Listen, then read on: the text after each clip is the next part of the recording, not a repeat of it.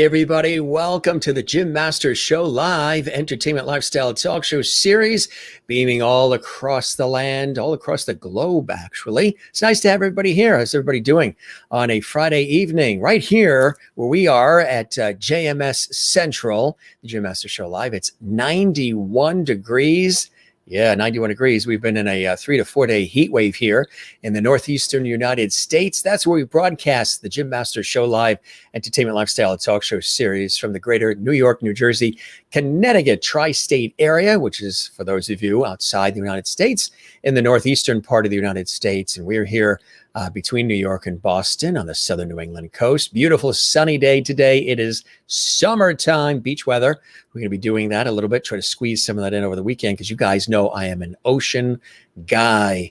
Love the ocean. It's my zen place, swimming, surfing, boogie boarding, sailing.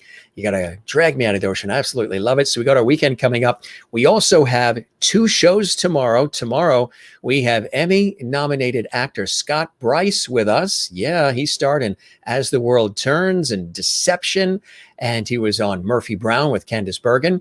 Then we have extraordinary singer and actress Connie Jackson. She's worked with some of the greats in the industry. Coming up tomorrow night, that's Saturday night. So Scott Bryce is going to be with us at 3 p.m. Eastern, noon Pacific. That is on Saturday, tomorrow. And then tomorrow night, lots of music with Connie Jackson, 8 p.m. Eastern, 5 Pacific. And then we have a show on Sunday, too. We have extraordinary Marissa Licata. She's an acclaimed violinist, and she's worked with some of the greats in the industry as well. She's going to be on this Sunday at 2 p.m. Eastern and 11 a.m. Pacific. So we got a lot of great action for you this weekend here on your place for light, love, and levity. This is the one and only Jim Masters Show Live. And by the way, I'm Jim Masters. It's good to have you with us here. We toast all of you on a Friday night. Busy day. I was on the air in my professional work in TV and radio all day. Hope you guys had a beautiful day. And this is a talk show. It's an entertainment lifestyle variety show. So we always try to toast everybody and put smiles on your face. We interact with all of you. We are live right now here in the United States. Our guest comes from Canada. He is actually in Quebec, Canada right now as we speak. And I toast all of you. Thanks for watching the Jim Masters Show Live tonight. Again, we do the shows live, but you could be watching this morning, noon, and night. You could be watching this 6 months from now. So we are doing it as we are live. So it's good to see you when we toast you. Get your drink of choice and join us for a Friday night of fun, music, levity, and lovity. Great conversation here on the Jim Masters Show Live. Now, some of you, of course, like to watch our shows in the archives as well. We do archive all of the shows. And I believe this is show number 463 live, 7 days a week, just about, since we launched this monster extravaganza, the Jim Masters Show Live, and we love every second of it. Good to have you with us here on the show. Welcome to the show. It is airing right now on our YouTube channel, which is Jim Masters TV. And boy, we would love it if you subscribe to the channel. That really helps us out. The channel is Jim Masters TV. Subscribe to it. Give us a thumbs up like if you're enjoying this episode. We would love if you did that, and leave a comment underneath the episode as well. Don't forget to click that notification bell. Very important. So you are never going to miss any of our live episodes, which you can participate in, and also our surprise pop-up shows, our on-location segments, and so much more. Good to have you with us. All of our lovities, part of our lovity squad joining us tonight, and lots of new folks as well. Share the lovity, spread the word about the Jim Masters Show Live Entertainment Lifestyle Talk Show series. We would love that. And again, if you're not having a great day, you found the right place for that light, love, and levity you guys love so much, and the lovity. While we're on live, we have something really special that YouTube has presented to us, and it's called Super Chat, Super Emojis, and Super Stickers, and Super Thanks. So when we're here live during the show, while you're chatting, while you're posting your comments during the live chat, if you do super chats, super comments, super stickers, and super emojis, that helps support the show as well. But it also allows us to highlight your comments in bold colors. They rise to the top, and I personally thank you on the air. Let's check in with some of our lovelies. Oh, by the way, we do have a very special guest. I mentioned our guest is coming from Quebec. Canadian singer and songwriter extraordinaire, Serafin LaRiviere, is going to be with us here on the show in just a moment, live from Quebec, Canada. Very excited. We're going to have music. We're going to have lots of our fabulous conversation and so much more. But first, as we saw, Sherry Larson is already here and she's commenting.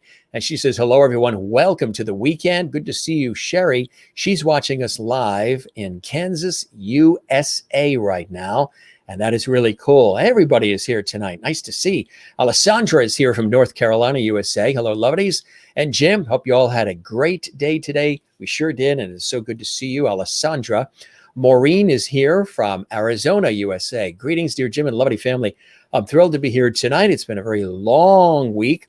Sometimes I feel like I should just take my jammies to work and stay overnight. She's a nurse working in the hospital system in Arizona. I need levity stat. Well, your wish is our command. That's what we're delivering tonight for you here on JMS Live. Good to see you, Maureen. Kathy Short is watching in Cleveland, and she's never short on gracious comments.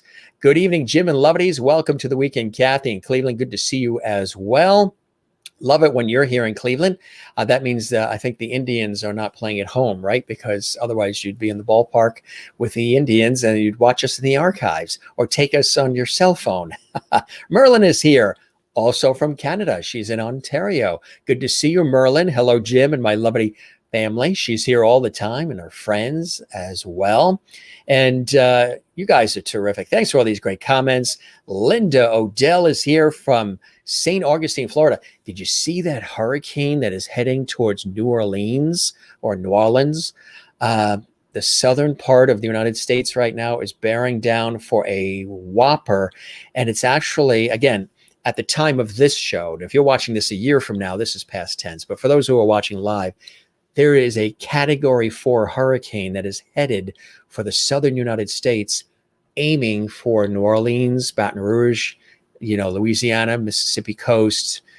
Prayers for everybody because it's a Category 4, and it's on the anniversary of Hurricane Katrina, which was a Category, I believe, 3. So prayers to everybody in the South right now.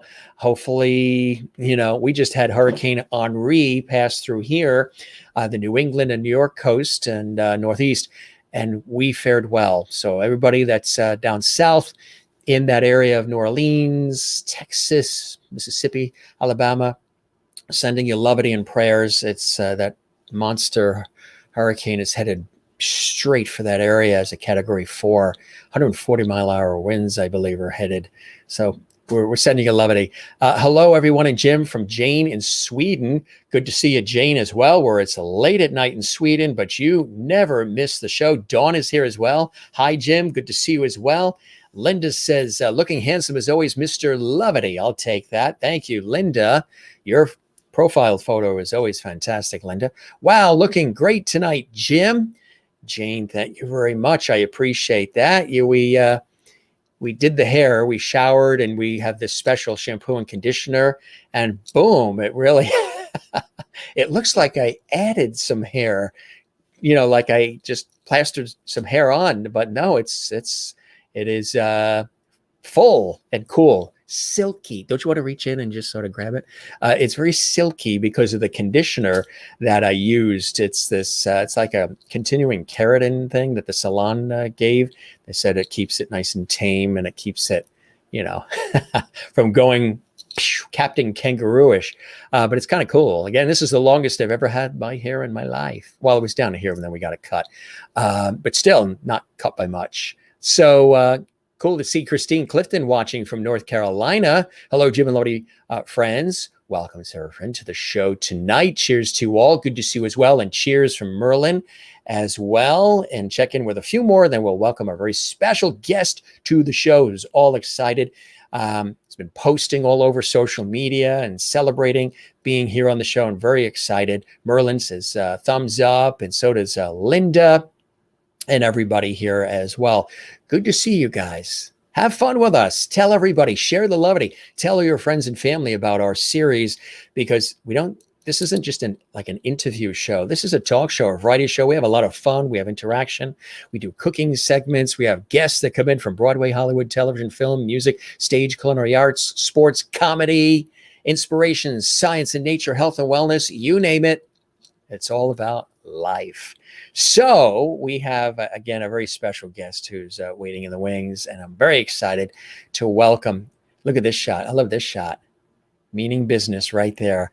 A prolific singer, songwriter extraordinaire. I just want to tell you a little bit about Serafin. With a 5-octave vocal range that runs the gamut from tender to tempest, Serafin has cultivated a cross-genre audience that embraces jazz, torch, and even classical music as well.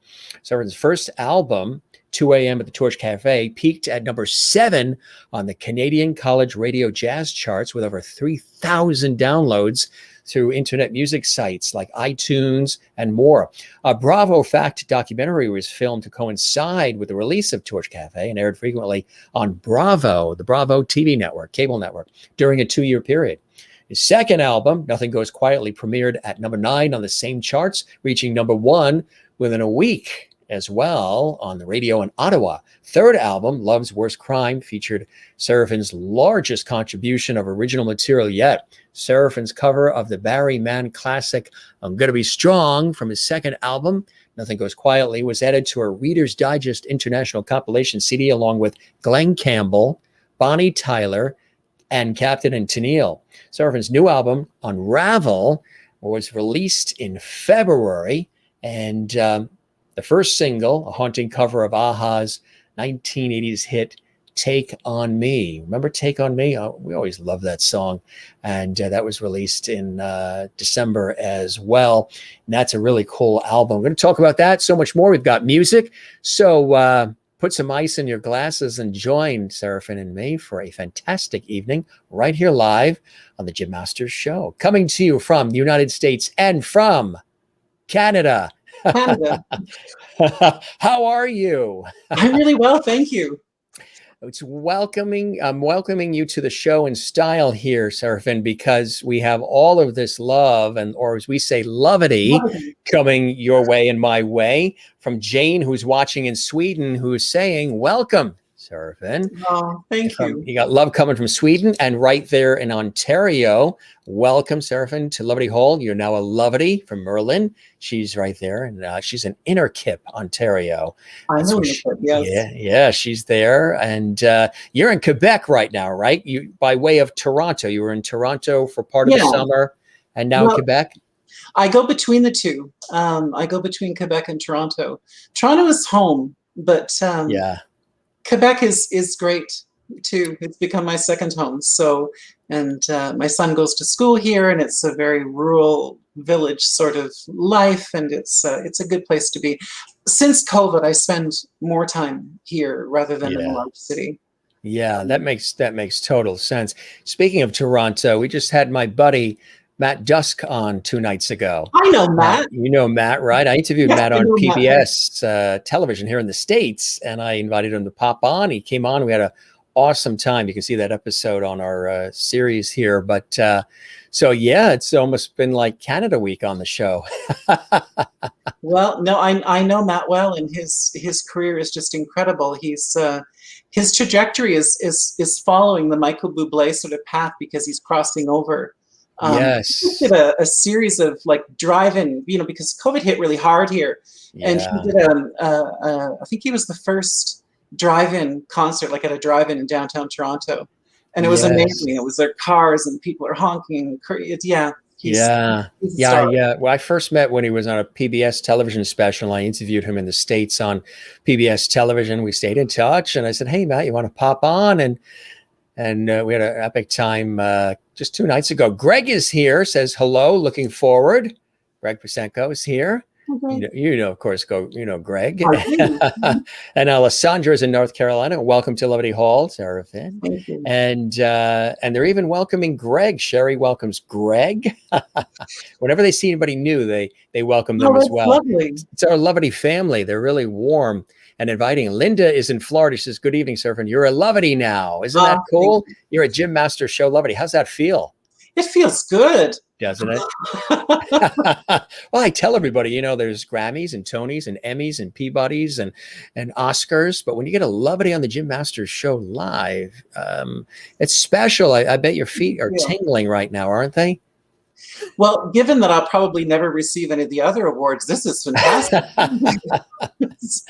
Never say never. You never know. Never say never. My friend Kevin Clark won a Grammy this year. My friend Kevin Clark, he's on 2 of my albums, and he won a jazz album for a Grammy Award for Best Jazz Album with his group this year. So I'm going to go to New Orleans and touch it.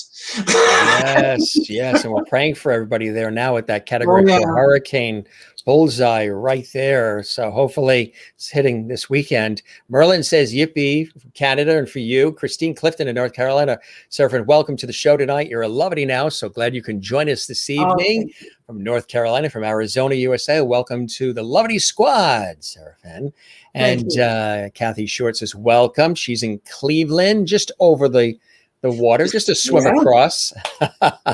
Nice to have you here. Jane in Sweden welcomes you again as well, and everybody does, and I do as well. How have you been? Obviously, you know, it's been a crazy time, interesting time we've been living in, and unusual in many different ways. How have you been during all of this? How have you stayed creative and connected, collaborative, and I always ask everybody, sane? And usually that's the part where they say, get back to me later. I'm still working on that part, Jim. The same part. The title of my album is Unravel. And it is exactly, I wrote the album during COVID. And that is exactly it, this idea of hanging on and not just unspooling completely. I'm doing okay. I mean, in some ways, I kind of like the more relaxed way of life, the more relaxed pace. I'm noticing that there are more movements of kindness, like your Lovities, this idea of genuine emotion, not sort of pretend emotion. I really find that there has been a real surge of warmth and compassion. And I like that. Yes, there has been. Yeah. And, you know, I keep saying, and I've said it multiple times, that's what I hope results from all of this, is that the world, you know, is a little more empathetic and kinder and unified.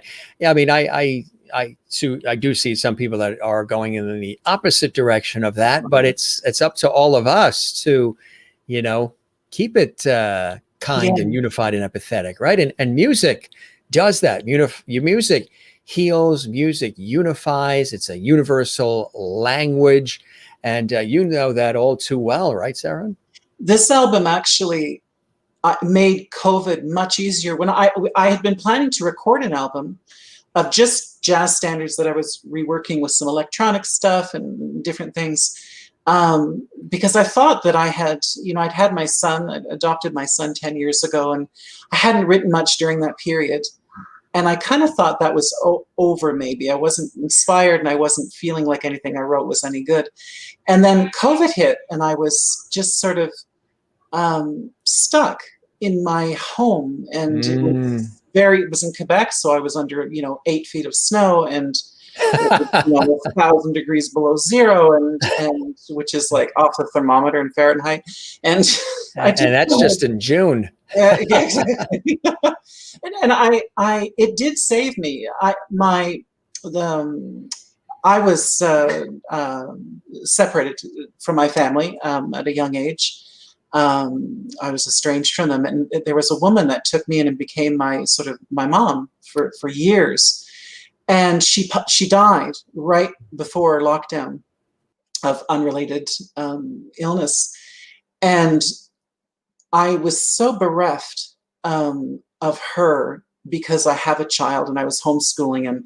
And I don't know how many of you homeschool, but my God, it was just absolutely unbelievable. A whole new thing, right? A whole new world of appreciating teachers and just wanting to throw money at them, like just throw money at the teachers. I was like sending in brownies. No, it was, everything they'd call and I'd be like, thank you so much. But she died and I was homeschooling and I literally was heading for a real emotional just you know. I was Yes. homeschooling. I was trying to understand the new math, which made the old math made very little sense to me. The new math is just a completely other quantum animal. It's amazing, isn't it? How it's changed. It isn't just 2 + 2 = 4. You know, the really funny thing is I spoke to my son's teacher, and she was using this sort of lexicon of words that I wasn't familiar with. And I was trying to look smart, right?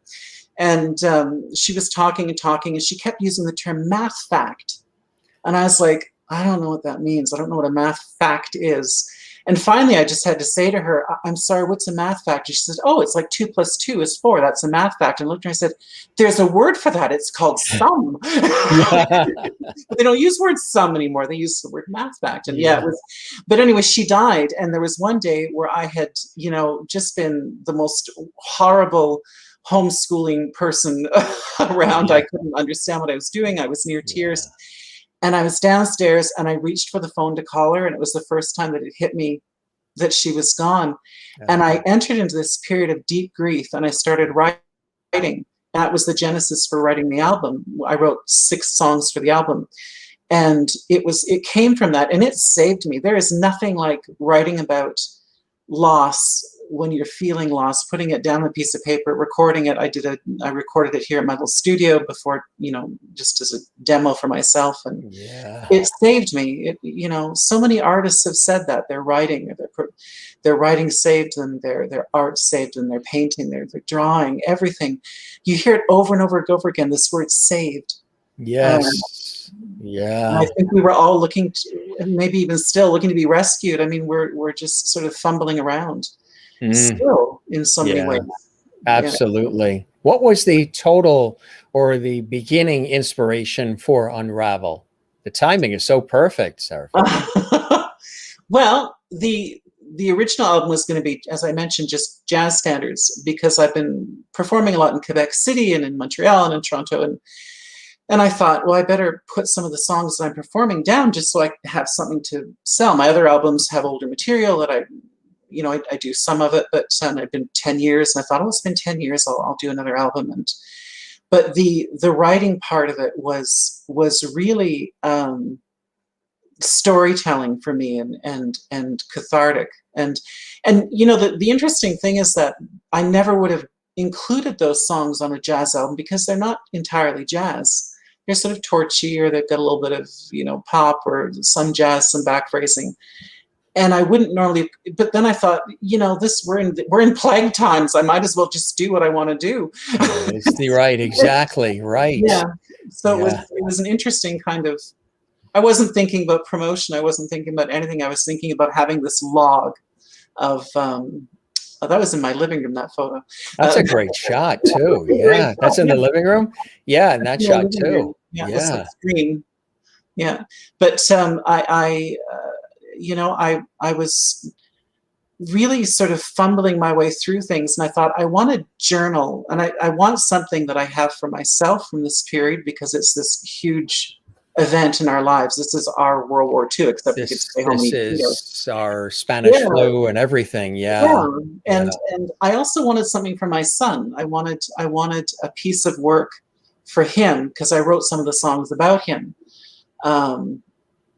And they weren't just the complainy songs. There were some nice ones too, because,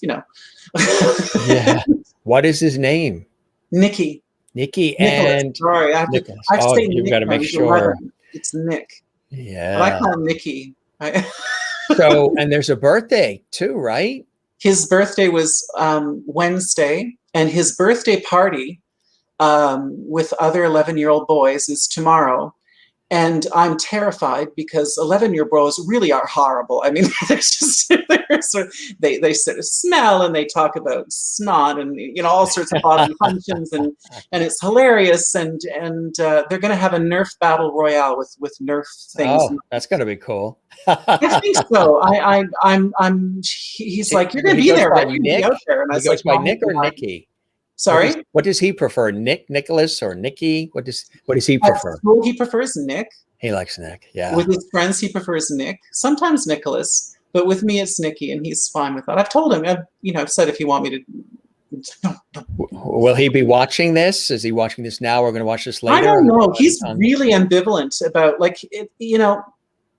when the album launched, I was like, you know, I woke up really early the morning it launched because it was on the radio. They played several tracks. So I woke up and I made him listen to it. And he was like, yeah, that's really nice. And, but, you know, he's pretty ambivalent about things. But when he saw the video, the YouTube video, I put it out at just around Christmas time, and it went up to like 60,000 views. Which is great. And for me, that's huge because there's only 8 people in my country that listen to jazz, right? Everyone else is kind of figure. So for me, 60,000 people is huge. I was hoping I'd hit 500. So that was, he was like, oh, YouTube. Okay, that's really cool. And I was really proud. I was like, yeah, you know, I'm on YouTube. That's funny. So he's got his own thing going, right? Yeah, you're so uncool to your kids. Like they're just like, you know, they just think you're completely bourgeois and boring and unimaginative. And so that was cool. It was actually really cool to see him look at YouTube and like he subscribed on this little thing. And yeah. Because he's probably in the Instagram, TikTok world, right? I would imagine. No, I'm a mean parent. I don't let my kids on social media. Good. Actually, in a way, that's probably a very smart move in the end, you know. Luckily he doesn't have a lot of interest in it, but no, he doesn't have a phone. He doesn't, he's allowed, he can play video games as long as they're not like shoot 'em up ones. He can play those on the weekend, Saturday and Sunday. So he can be he could be a kid and he can be enjoy. A kid. He's a real creative kid. He has his own YouTube channel where he builds like Lego amusement park rides. They're motorized and they move around, and does stop motion Lego animation and all that kind of stuff. So, you know, he's creative, but yeah, I mean, the weekends, he's like every other kid. He's just like looking at the TV screen like this, and Minecraft has taken over. Minecraft has taken over. How did you get started in the world of music there in Canada? What was, you know, what turned you on to it? Who were some of the people early on when you were a kid yourself you were listening to? And what were some of those opportunities that came your way, Serafin, that sort of got that career going for you? I sang always. It wasn't a popular thing to do around my home when I was a child. There was a lot of, you know, because I wasn't a quiet singer, you know, and but I trained classically, and so I did that. I did competitions. We have, I think you guys have the Kiwanis Music Festival there too as well. So I did that, and I sang at school, and I was the kid at school who sang, and then I hit high school and I didn't do anything. I had a voice teacher, but I was terribly insecure, and my voice didn't change a lot, and it was sort of, you know, it was awkward, and I didn't sing very much at all. But then I hit about 18 or 19, and I got a role in a play that was just a local musical, and it led to other roles. And I mean, I'm the worst acting person you can imagine, but I sang good. So, but you sang well, right? Sang well, but I was, oh God, I was terrible. Look over there, Mother has something to say, and it was very dramatic and very like over. Yeah, all the words were like exact and meant something. And I played Titania in Midsummer Night's Dream, and the director, I was so terrible that the director said, "Why don't you sing your lines?" And I did. All of them. You know, I've heard that as a technique before. They've told some where singing is really their preference and their natural ability to sing it. And that turns into, you know, maybe musicals on Broadway. I think I would have to be a much better actor. I would have to be a much better they'd work around that, I'm sure. Yeah, maybe we could get a stand-in, like I could sing and someone should, like Sia, that singer Sia, you know how she hides the wig and she's got the little girl dancing around in a bodysuit. Yeah, I could do that. Wear my hair around my face and have some kid dancing around. So who are the folks that you really enjoyed listening to and that you pay homage to growing up? I'm going to date myself here. So the first singer that I saw and thought, whoa, was Melissa Manchester. She was a guest on our show. She's amazing. She was. But she was the first. She was the Grammy Awards, and she was. And I think I was watching it because Irene Cara was singing or something like from Fame and all that kind of stuff. Yeah. And she opened her mouth, and I hadn't been exposed to real live singing, you know? Yeah. And there she was. She had red hair. And I got this wrong because I thought it was off of her Hey Ricky album, but it's not. It was an earlier album. She sang Don't Cry Out Loud. And I just was blown away. And then she was on something else, and she sang You Should Hear How She Talks About You. And I went out and got this cassette that was called Hey Ricky. And I listened to it. And it was the first time I'd heard somebody sing, like really sing their butt off, you know?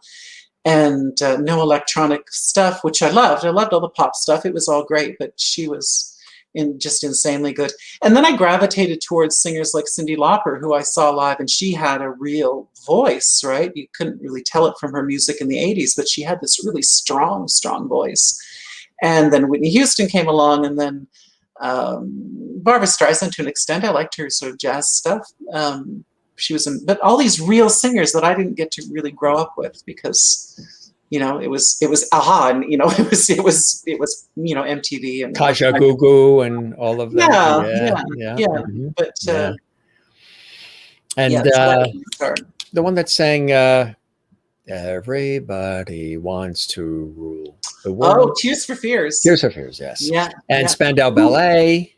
And Tears for Fears gave birth to a career of one of my absolute favorite singer-songwriters, Oleta Adams, who the Unravel album, I justified my Unravel album by saying her first album, Circle of One, she combined pop with jazz and a little bit of blues, but mostly pop with jazz. And I thought, okay, then I'll do the same thing. That was my justification for it because it's one of my favorite albums ever. And she first started with Woman in Chains from Tears for Fears. She sang that beautiful line at the end. And yeah. So what was what would you consider like one of those really pivotal moments and breaks in your career and in your life that sort of really launched things forward? Because obviously it's a really difficult career and there's so much blood, sweat, and tears, tenacity, resilience. You got to work really hard, the hours, all the craziness involved with it. What was maybe a moment or two that you can look back on and say, boy, because that happened, that allowed all these other things? It could have been an event, a scenario, a person that opened the door for you. It was a person. Actually, it was a person, and it was my cat, Charlotte.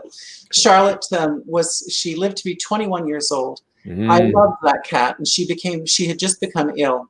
And I was really sad, and I had been invited to go to a birthday party that I wasn't planning on going to for sort of a Toronto celebrity and Canadian celebrity too, James B., who is a music director and he's a DJ with Jazz FM, and he's wild and crazy guy. And he wrote a book called Cocktail Parties for Dummies, and it was like huge. And so it was his birthday, and I sang. I went, and the band was there, and they said, "Do you want to sing a song?" Because I was with a table of people that knew I sang, and so I got up and I sang Etta James at Last. And Bravo was doing a piece on his birthday because it was his 40th birthday. And so, it just sort of tumbled from there. He invited me to join his orchestra, and I started singing with the orchestra. And then he produced my first album, 2 a.m. at the Torch Cafe, and we traveled to Zurich and Geneva and all sorts of different places. And he was the person that started me. Because I was very self-conscious because of the style of voice that I have and my looks and my look and things. I was very, very insecure. I thought, everyone's always afraid of being laughed at, and sure. I thought, yeah, right.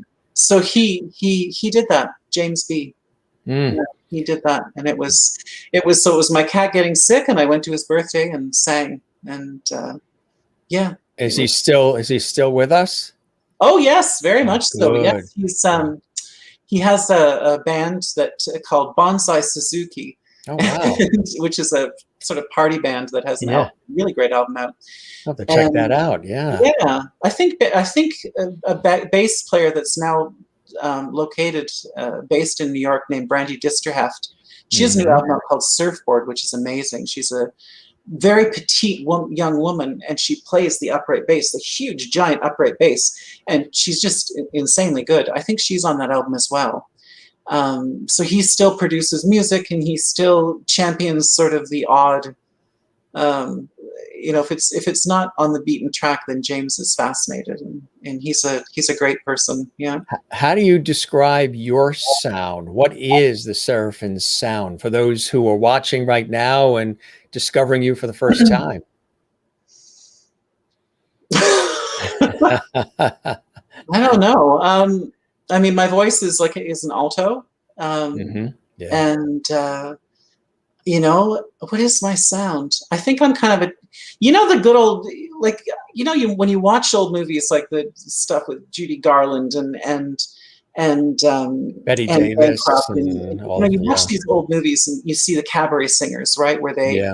sang songs that were, it was popular music at the time, but it was the American songbook. It Yeah, was the songbook, right. yeah, it was, you know, Cole Porter and things like that. But also Henry Mancini and Yeah. you know, so that was the pop music of the time, but it was also jazz. Yeah. And they were employing back phrasing, but they weren't doing purist jazz. They were doing sort of pop jazz, you know, or sort of popular jazz. I think that's kind of between that and kind of a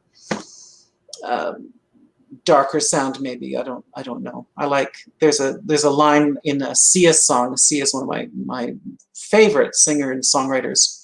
Australian. She did that Chandelier song, you know, with the little kid dancing around. And I mentioned it earlier. And she has a line called "A Child with an Eye to the Darker Key." And I thought, yeah, I like that. I like I'm fascinated by grief and by living in the things that happen in our lives. And well, it's cathartic, right? I had this wonderful voice doctor named Dr. Hands, and he said that the reason singing is so cathartic is that you're engaging your diaphragm, you're engaging the parts of your brain, the hippocampus and the hypothalamus that control things like, and the amygdala. So you have the part of your brain that controls emotion, and the part of your brain that reasons, understands something, and then the part of the brain that communicates it. So you're engaging 3 or 4 different parts of your brain, separate areas of your brain, with the physicality of singing, your larynx, your laryngeal muscles, your diaphragm, your breathing, your body, everything. And the reason you feel so great when you sing is because it releases this massive amount of adrenaline and yes, those feel good endorphins too. yeah, Yeah. and dopamine afterwards. And I thought, okay, you know, that's a really good sort of way of summing up what it is to be a singer. You feel really good. Plus, you can be really lazy because, like, when you're, especially a jazz singer, you're like, you get up and you sing your song. You sing the first form of the song, like the first 2 verses, the chorus. Then you go into these instrumental breaks. And of course, in jazz, everyone takes like an 8-minute solo, and the singer does nothing. Like, I just, you know, I can go to the bathroom, I can go get a drink, I can talk amongst my friends, and then wander back up to the stage after 15 minutes. You hit a big high note and I'm done. And so you're really quite lazy. Jazz musicians they're serious, you know, they're real serious. Oh yeah. Yeah, they work hard. Like classical and same sort of training and background. And they're asking to hear some music. They're like, oh, sing for us. They want to hear some of these Serafin sound. We do have, feel free if you decide to do something a cappella, dive right in. We do have Good Boy live video performance. Tell us about this. This is pretty special. I wrote this for my son. I remember years and years ago, I was reading something with the actress Jamie Lee Curtis. I'm not a big celebrity person, so it struck with me. And she was describing her adopted children, and she said, they're wonderful, loving, and complicated, everything I want them to be. And I thought, what a great way to appreciate your children's sort of variabilities. And so I wanted to write something for him. And so I used words, you know, I sing to him a lot, and I sing to him at night. We have these sort of things that we do every night. And so I took all of those things that I say to him when I'm singing to him at night, or when I'm reciting these little poems that I've made up for him, you know, at nighttime.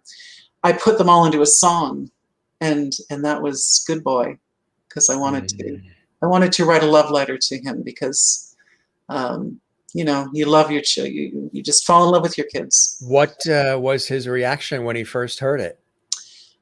what was his reaction? He said, "Who's this?" And I said, "That's me." And he said, "Oh," and he paused. He said, "Who are you singing about?" And I said, "That's me, or I'm singing about you." And he's saying, "Oh, I really like it, but no one's going to hear it, right?" And I just lied. No, no one's going to hear it. I think you have a little comedian in that house. Dry wit, dry humor. Well, he got so upset one day I sang "Somewhere Over the Rainbow" at a gig at the end of it. And he's like, "You wrote that for me." And I was yeah. Sorry, no, I didn't. You'd be 125 years old if you did. Yeah, exactly. Yeah, exactly. That's why I'm using the bright share light so you can't see any wrinkles. So here is the song for Nikki, Good Boy live performance with Serafin here. Your name, tell us about you and I were chatting before we went live on the air. It's a French derivation, right, of your first and last name. Tell us about that. It's a cool name. Yeah. Well, Serafin, it's interesting because Serafin is sort of like it's present in several different languages. In Polish, it's Seraph. In Italian, it's Serafino. And in French, it's Serafin. But in Quebec, which I didn't realize until I moved here, Serafin is actually folklore. It's a sort of a tale, a morality tale about an old miser. And so people would look at me strangely and still look at me strangely when they introduced me as Serafin. And I asked my agent, what's going on? And he said, well, there's this folklore tale. Always ask the agent what's going on. Yeah, what's going on? They will know. Well, Serafin is a folklore figure, and it's this very old miserly man.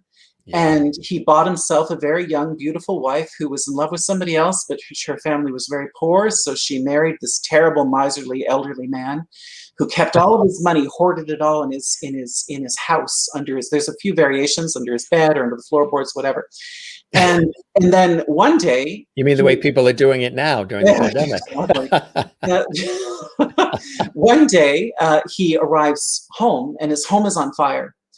And he's rushing inside, and his young wife is at the window, trying to get out and help me, or au secours, and you said you're not a good actor. That was fantastic. And he runs Bravo. He runs in, and he leaves his wife to die.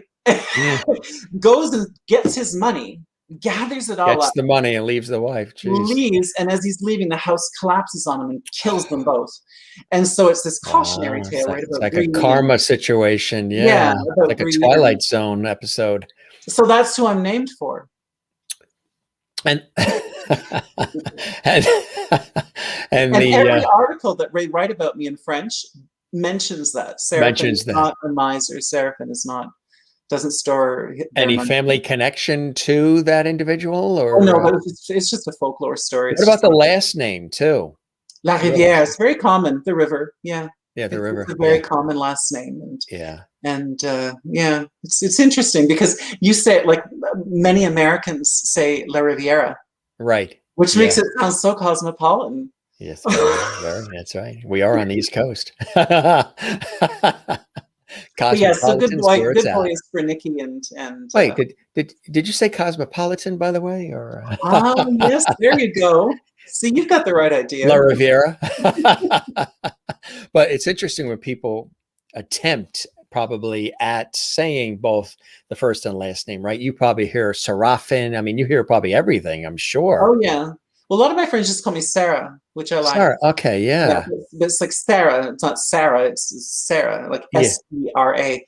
Right. I like that, and cool. I have a couple of friends that call me Serafin, and a couple of friends that I like that. Call me Serafin. So it's I like it. I'm used to both now. I can answer both now, which is interesting. And then if you were in Ireland, they'd probably just say Finn. Oh my God, I never thought of that. That would be so cool. I'm Irish. I suppose I could. I am French-Irish or Irish. French-Irish, so, yeah. Finn, yeah. I could do that. Here is the song to Nikki, Good Boy, live video performance with Serafin. Here we go.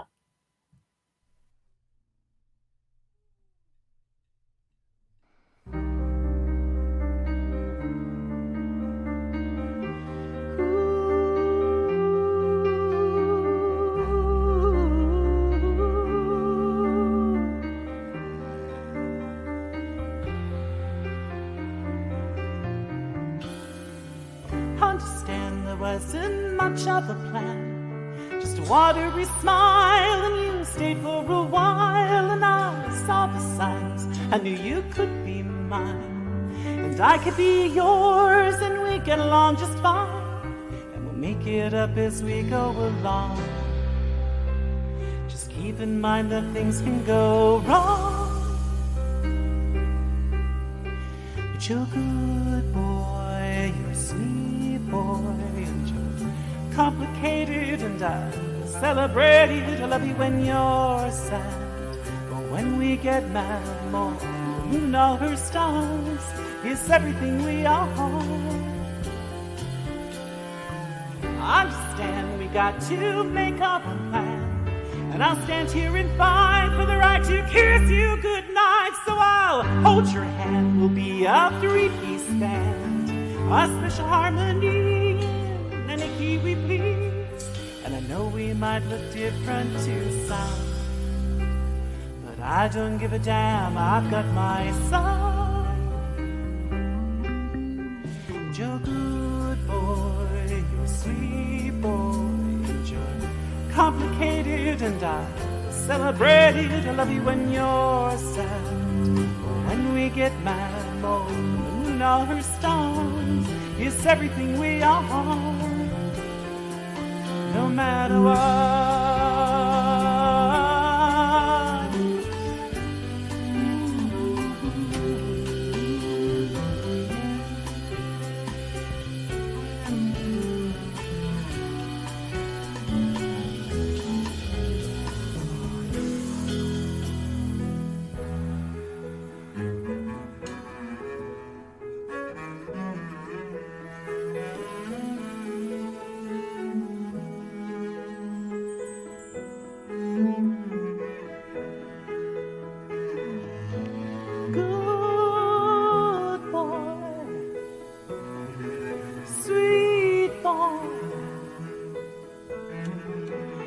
And you're a good boy, you're a sweet boy, and you're complicated, and I celebrate and love you when you're sad. Oh, and we get mad more than the moon and all her stars. It's everything we are.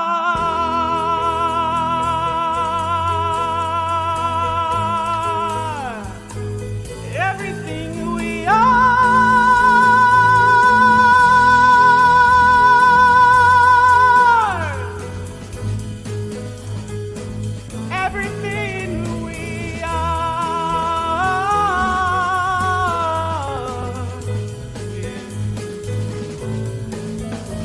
You're a good boy, you're a sweet boy, it's everything, yes, you're everything, you're everything, you're my star. Ooh, ooh.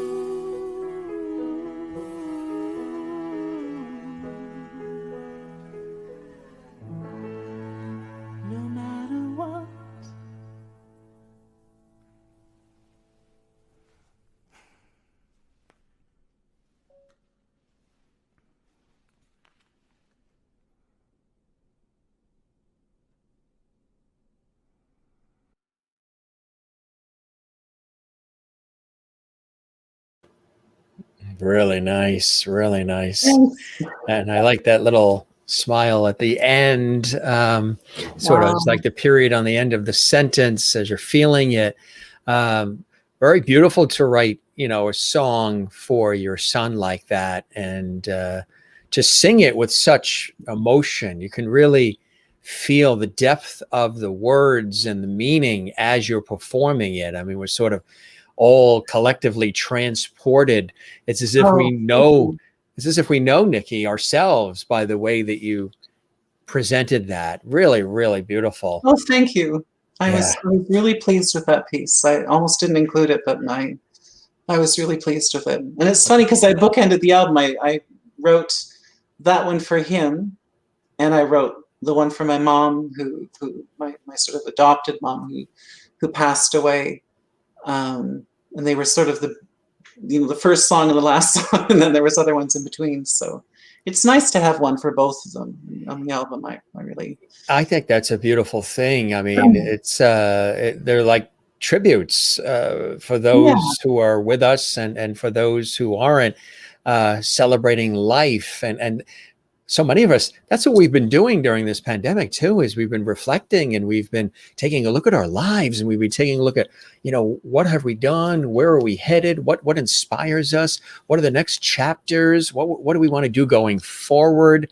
And a lot of people are shifting their lives and their relationships and their careers and everything to get more grounded, more centered, more connected, and do things that really reflect the essence of who they are. Because as we know and we've learned, life is short and precious, and goes by in a New York minute. So savor it. And you're obviously doing that. You're living your bliss, huh?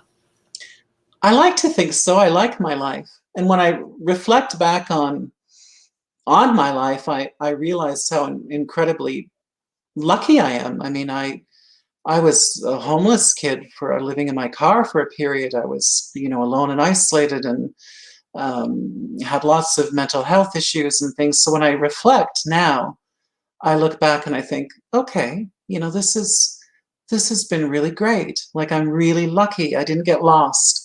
And I think a lot of people get lost in those years. And I didn't, and I was lucky. And it wasn't for my own doing. I wasn't any stronger than anyone else. I certainly wasn't any smarter than anyone else. But I got lucky. I met Dorothy, my adopted mom. I met a group of friends. I created a found family of friends that are very close to me. And I got very, very lucky. And so I have a very, particularly after COVID began. I know it's become such a cliche, but it's so true. When you face a global occurrence like this that is just devastating, you really do change the way you think, for better or for worse. And I stopped caring about goals and things like that. I thought, I just want to be happy. Or not even be happy. I just want to be, and right. And I said to my agent, when I'm 90 years old and I'm in a high security seniors facility, because God knows that's where my son will probably put me, I just want at least it's high security. Exactly.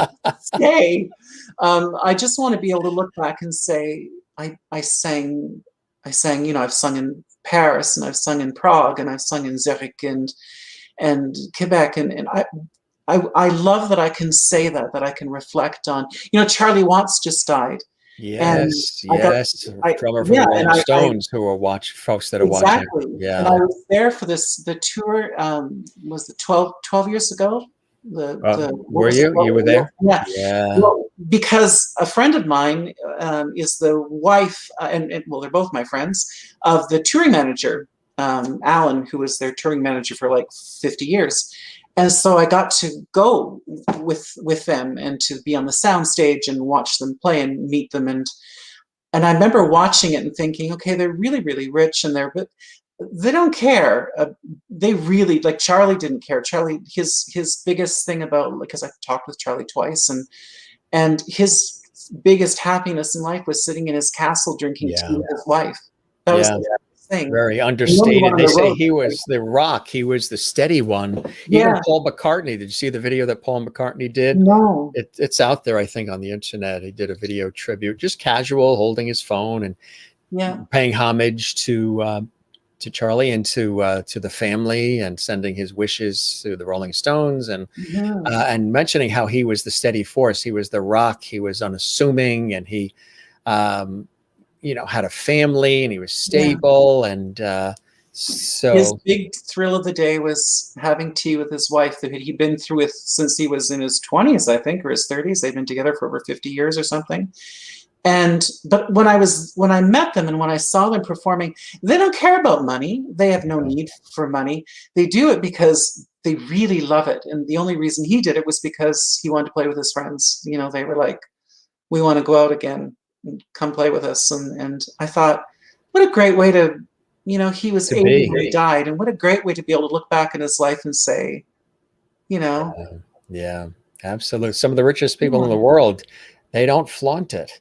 They don't drive. They don't have a Rolls Royce. They don't spend. He had a castle. Yes, that would be, if you're gonna have it, you might as well. Enya level of, you know, you got a castle, you don't really need anything else. You know what I'm saying? You don't need all the rest, right? Yeah. Exactly. Great strong voice from Jane in Sweden. And claps as well. And Jen Barry in Allentown, Pennsylvania. Jen Barry says, "Fun show tonight." I've been to Allentown. I sang in Pennsylvania. What's the Philadelphia? Yes, Philadelphia. I sang Philadelphia. in Philadelphia. City of brotherly love. Yes. Oh my God, what a great! Did you have a Philly cheesesteak when you were there too, or? Did you have a Philly cheesesteak when you were there? They're famous. You're supposed to have a Philly cheesesteak when you're there, or a hoagie. I had a hoagie. You had a hoagie? Oh yeah, but you know, American audiences are so different from Canadian. Like in Canadian audiences, we love music. Canadians love music, but we in the Swiss, I think we're the same. We're very polite. Oh, that was lovely. Asian as well, yes. And very reserved and very. American audiences aren't like that. Yeah. They're like, yeah. There's nothing like American audience to make you feel heard. Yeah. You know, and they don't sit and talk. Yeah. They don't sit and you talk amongst themselves. They don't. If they want to listen, they listen. They're into San Francisco for a year, and. Yeah, and they'd be very supportive. They want to see us succeed. They're very supportive, right? Oh yeah. And when a performer goes up on the stage, there's a difference. It is not prove it to me. It's let's see what this is, and it's a different level of involvement from the audience when they want you to they want you to entertain them. They're not. Want you to prove something to them. They want to have a good time and have that time with you. They want you to succeed. But I mean that's sort of part of the American ethos, which is this desire to succeed. You know, it's this what they want you to succeed, and I think that is magic. Just magic. Yeah. Now some performers, you know, they're more comfortable in the studio, the recording studio, laying down tracks. Others really love touring. They love being on stage. They love being amongst, you know, the fans and the supporters. How about you? Do you love both, or do you prefer one or the other? God, I love both.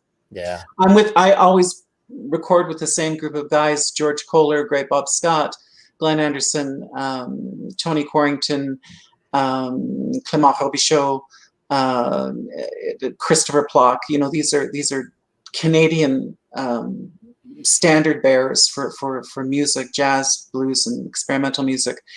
And so I've known them for most of my career. And I save when we're in the booth, you don't see each other. Right. Sometimes you can on a little camera. They have the more sort of fancy places have a little camera, but usually you're just, you know, I have the room dark and I have my headphones on and I have my eyes closed. And so you're having these conversations with them, and they get really foul because jazz musicians are so rude, and we sort of revel in it. So it's really quite filthy. And I save all of these conversations because they're an archive of our time. I love being in the studio with them, but it's different. It's being on stage is different. You're playing with your friends, and I love being on stage because I get to actually be on the stage and watch them do their thing when they're doing their solos. And I make a joke about going to the bathroom and having a drink, but really what I do is I stand on that stage and just watch them up close, making their magic and communicating with each other when they want to do solos, what they're going to do, if they're going to trade eights, if they're going to, whatever they're going to do. It's this silent communication just with nods and looks, and that's magic. And I love audiences too, but you know, I love playing with musicians. There's a scene in the movie A Star is Born, the Judy Garland version. I'm such a cliche, but that's okay. And And she has done, it's the beginning of the movie, and she's done the Academy Awards, and James Mason has drunkenly fumbled onto the stage and blah, blah, blah. And then he's trying to find her afterwards, after she's performed at the Academy Awards. I think it was the Academy Awards in the movie. And the guy says, oh, you know, they're crazy jazz people.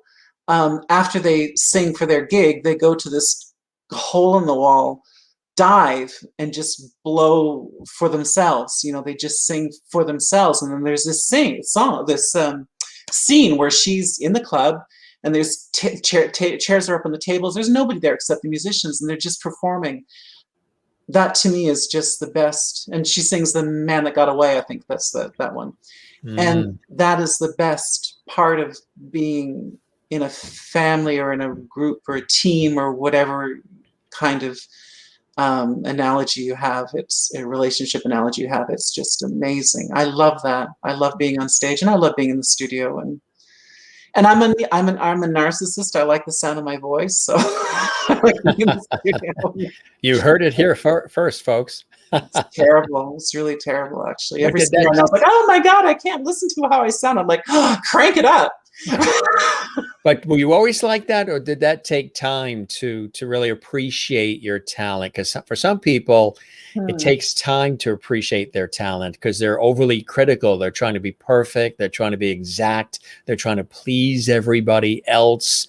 So that gets in the way of the product and the talent.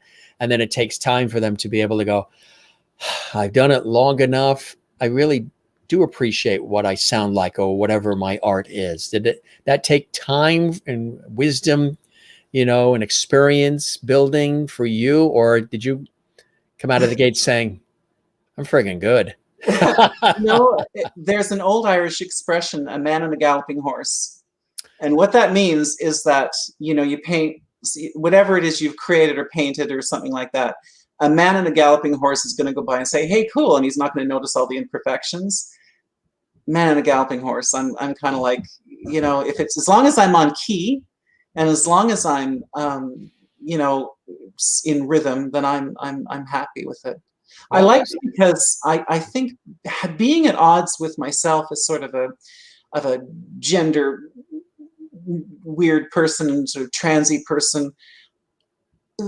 I became really comfortable with myself as I got older.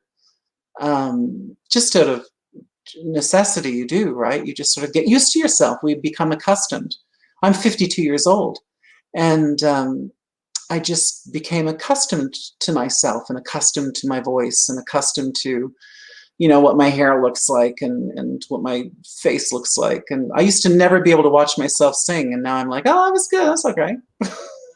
So you were hard on yourself then, to a degree. Yeah, it was. I think so. Yeah. And you know, you sing better as you get older. Linda Ronstadt did a wonderful interview for that documentary she did recently about her Parkinson's diagnosis and her life now.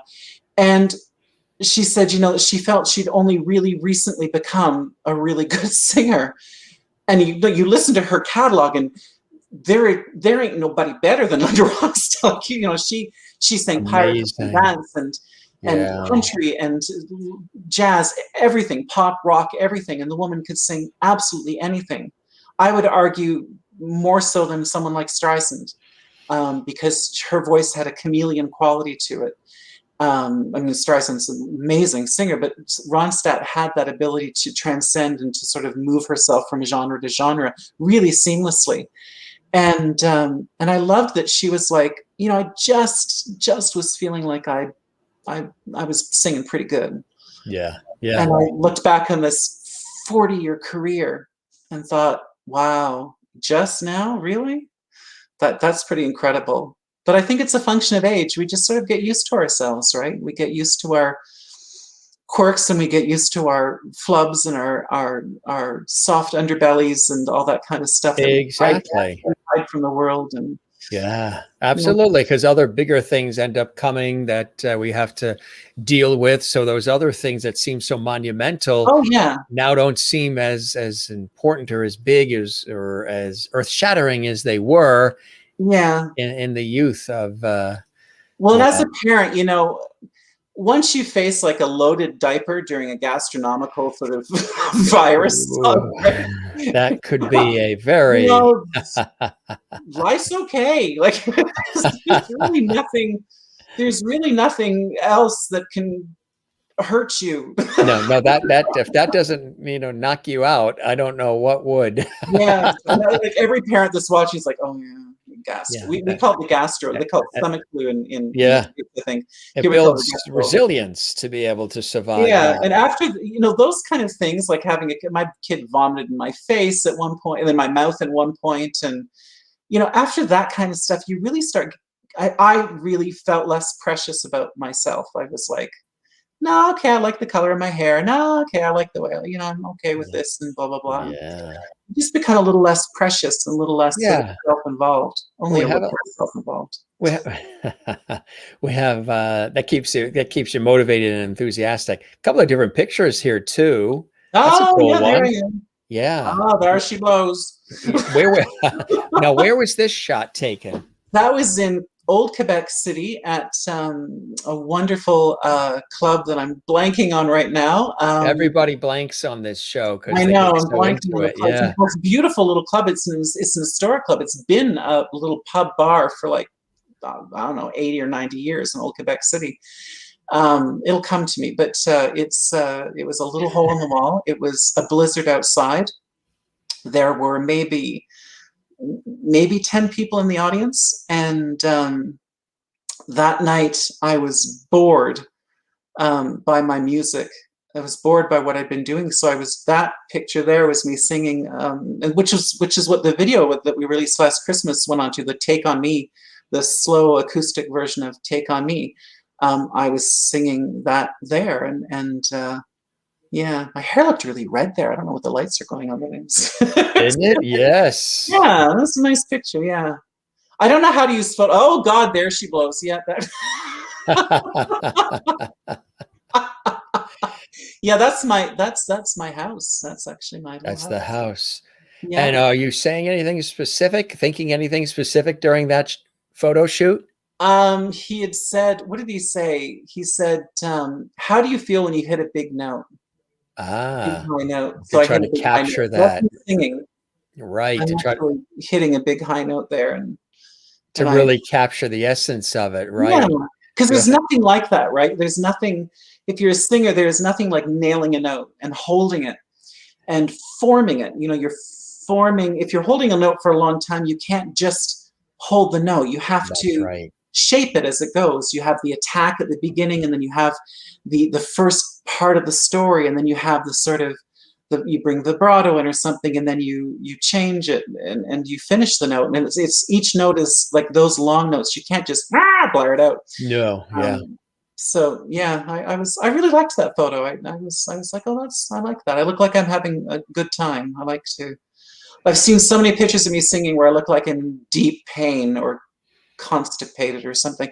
So oh yeah, there's one. Yeah, there I am. Yeah. There she blows. You didn't say there she blows. I got to learn how to airbrush. That's the thing. Look at my lines on my forehead. That every one of those is. Nobody was looking at that. They say the art of a good picture is the eyes, right? Oh, okay, yeah. The eyes. The photographers will tell you that the eyes first, and then eyes first. Yeah. Usually, everything else. Well, I have this terror. I don't allow any photoshopping. That is actually a still from my video, from the Take on Me video. Yeah. Which is in black and white, but that was a still from the color footage, which I really liked. But I don't.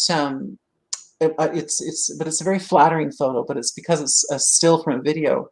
But I'm terrified of Photoshop because, you see people. Oh, they don't look anything like. I used to be a journalist. I was a journalist for 15 years for Extra magazine in Toronto. Oh, were you? Yeah.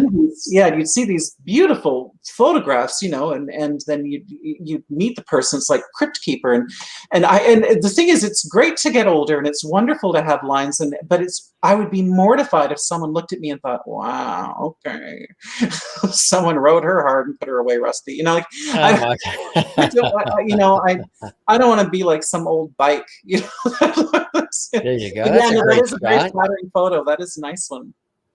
Yeah, that From was that that other was I was night. singing Paris is a Lonely Town, which is a Judy Garland tune from a that I don't know what I'm singing there. Something. I was doing something. I'm singing something. Oh, there. Okay, so this was I did a bilingual sort of project called Franglaise where I sang French standards in English and English standards in French. I had to have some moles removed at the front of my head.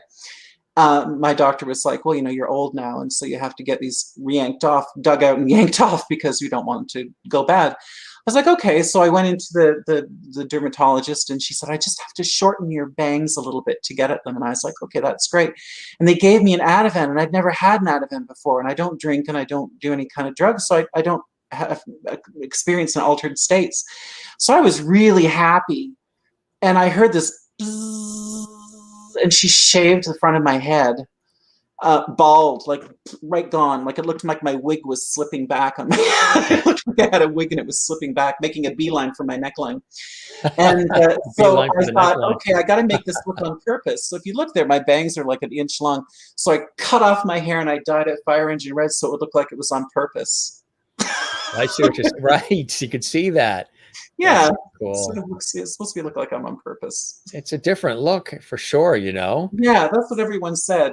And not always. Oh, there was my third album. I was in San Francisco when I recorded that album. Tell us about that album. That album was the first time I had included material. It was half material that I'd written.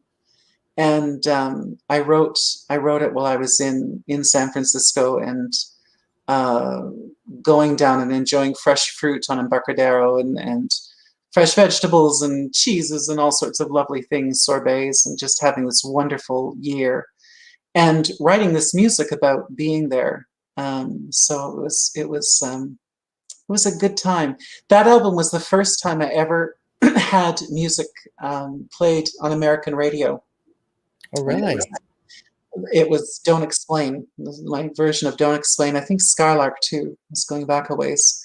And then I adopted my son, and so I didn't tour it or anything. I just sort of, start changing diapers. Just did this, yeah. Maureen says, "What a cool album cover!" Oh, and oh my goodness, Serafin, you are a hoot. Austin Field says, "Another excellent show. Thank you, sir."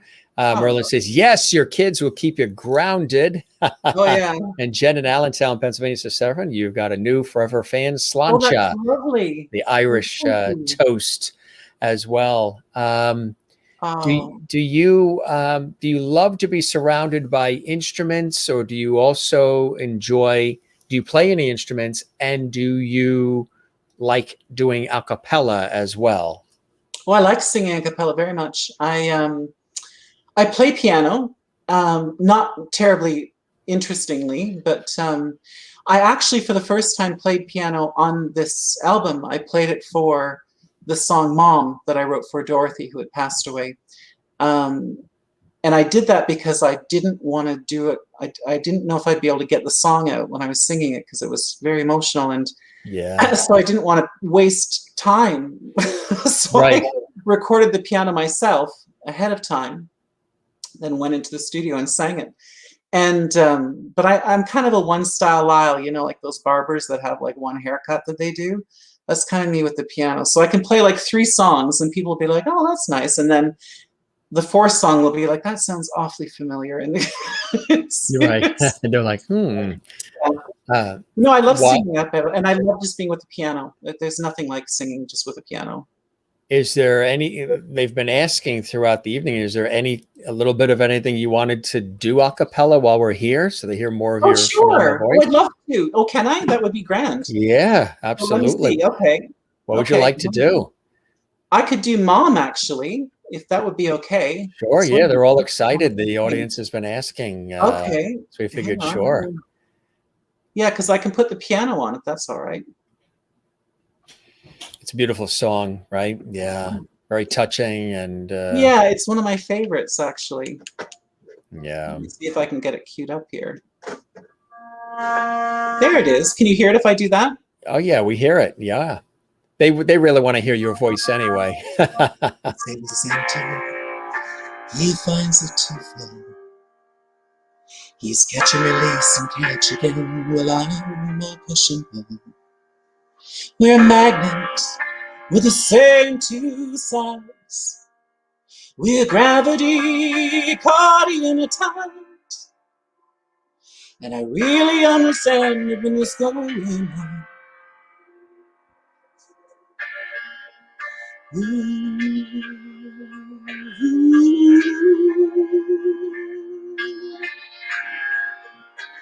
He says I'm too critical, but I just want him to try.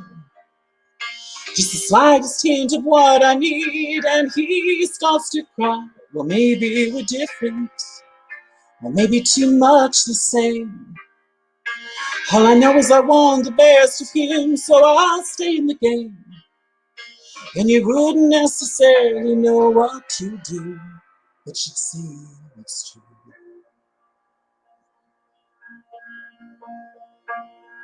No,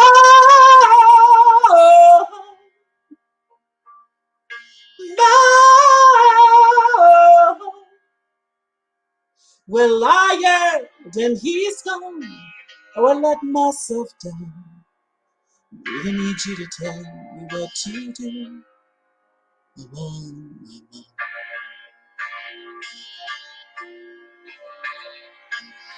How to find peace, how to keep peace, how to make peace. Tell me how to find you, how to find him, how to find me. Life is cold without you. I feel such a fool. In the middle of the night, I'll find out where we.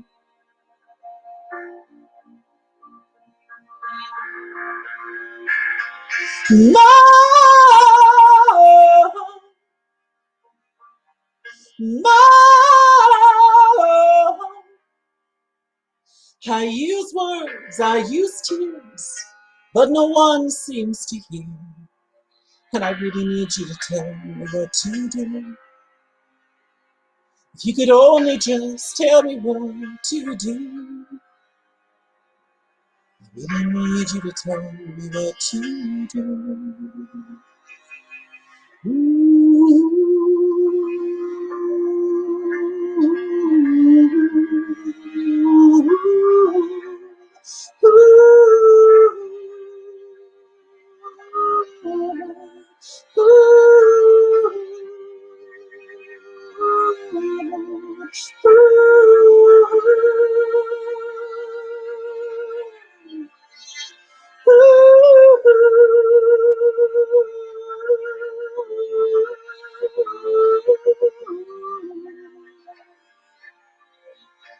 I miss my mom. I miss my mom.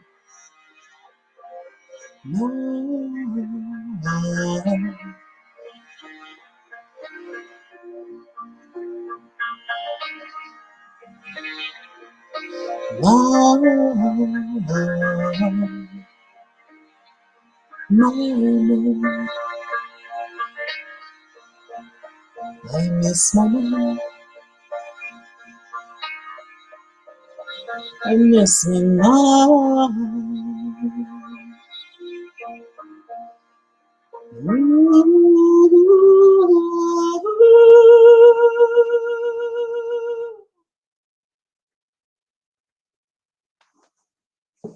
Wow, that's really beautiful. I hope that wasn't too loud. No, not at all. No, that was terrific, Serafin. That was really, really beautiful. And, you know, almost like an anthem in a way that people could play, you know, the loss of a mom or a grandmother or somebody special in their life. Very, very, very beautiful and very touching. Thanks for sharing that with us. I want to show you some of the Lovity Love, our famous JMS Live Lovity. These are the real troopers that are still with us. They don't go anywhere. They don't flip around the dial. They stay with us here at the Jim Masters Show Live. Like Alessandra, she is here. She doesn't double dip. She's here with us. She's not flipping around YouTube right now. She's here with us on JMS Live. It was perfect. She says, Alessandra in North Carolina, you touched her. And Mary Bishop said Love the song and the vocals. She's in Pine Island, Florida. And Mary Bishop is always so, positive with her comments, and Maureen is as well. That was lovely. I love the emotion in your singing as well. And Alessandra says you're a hoot too. She thinks you're funny. I mean, that's really, what do you have coming up? Some things that you're working on that I know you're excited about. I mean, yeah. I'm in New York. Yeah. New York. I just got the contract sent to me yesterday, I think. When is that? Don't Tell Mama. And it's Don't Tell Mama. Yeah. Yeah. And there many times, and a lot of friends perform there. Sure. Oh, what is the date for that? Oh no, it's kind of ironic that you just sang October Mom. 16th. You just sang Mom, and now you're talking about Don't Tell Mama. Yeah, Don't Tell Mama. I think it's October 16th. I'm just looking at October 16th, yeah. It's a Saturday, and it's at 7 o'clock, I believe. Oh, great. That's awesome. October. Yeah, I've never sung in New York, so I'm yes, the 16th of October. So you'll be in the Big Apple in New York City performing live on stage. I told my kid, right? I was like, oh my God, I'm going to be singing in New York. And he's like, oh, the Lego store. Yeah. And the M&M store, if it's open right now. Yes, the Lego store, the M&M. A lot of cool things to see in New York as well. I'm very excited to be singing in New York. I've got a concert in Quebec City on October 2nd. I'm singing at an event for Jazz FM on September 30th in Toronto at Lula Lounge, I think it is. I think it's the Lula Lounge. And yeah, I've got a few things. Now that things are opening up, and I got the Pope, the vaccine, made me sick like a dog, but I was so grateful to get it. So yeah, it's your net. Oh, that's lovely. That's what I called my grandmother too, Nana. Well, I call her Nanny actually, but yeah, it's an Irish thing, right? Nana. Yes, that is absolutely. But, yeah, it's nice because I didn't sing live for a while. I did a concert 2 or 3 weeks ago here in Quebec, and it was really strange to be singing. What was it like? It was really, really, I had to stop. I don't cry very easily. Was it moving and sort of sad? Every time I looked at an audience member, I found myself getting very emotional. Yeah. Just because I hadn't been singing for people for a while. And I'd forgotten that, I'm a wimp when it comes to stuff like that. So I forgot that I'm supposed to stare at the forehead, because if I look at someone in the eyes, I kind of lose it. So I usually stare at people's hairline or their forehead or some sort of distinguishing feature up here. They have a nice hat, and I forgot about that. I'd forgotten those little techniques, and I found myself really emotional throughout it and loving it. And at the end of it, I was just so happy.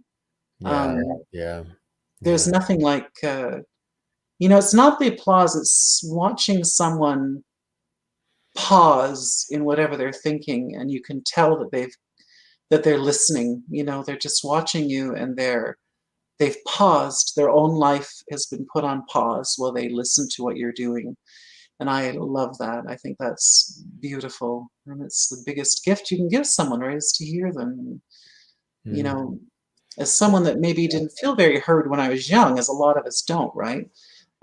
It's really great to be heard, and people want to be heard, right, and respected and understood, and your life has come a long way, and obviously that, as I said in the beginning of the show, that takes resilience and tenacity and determination. You could have easily given in and given up a long time ago, but you haven't. You're still going strong. Where do you think, considering the early years weren't necessarily the best, you said, where do you think that comes from within you? I think I got lucky. You're lucky, yeah. I think I got very lucky. I had a grandmother and an aunt who loved me just unconditionally. Best kind is unconditional. And so I knew what it was like to be loved. I was an oddball in my family, and I had one of those sisters that is like super smart and good at everything. So I had these two women that loved me And so I knew what it was like to be loved. I knew how it felt.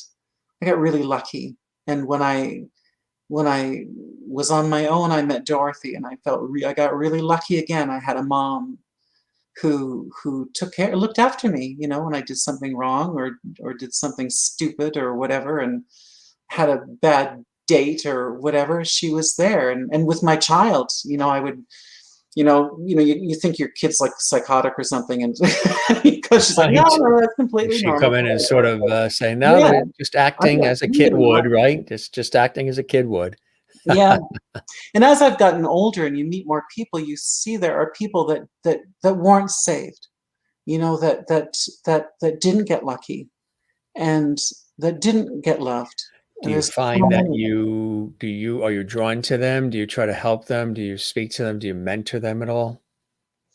Gosh, I don't know if I do anything important like that. I do find myself drawn to people like that. Sometimes you probably do it and you don't even realize you're doing it. I don't know. I started doing a psychology degree last year. Oh, that's cool. Psychology. Yeah, well, there's nothing else to do, right?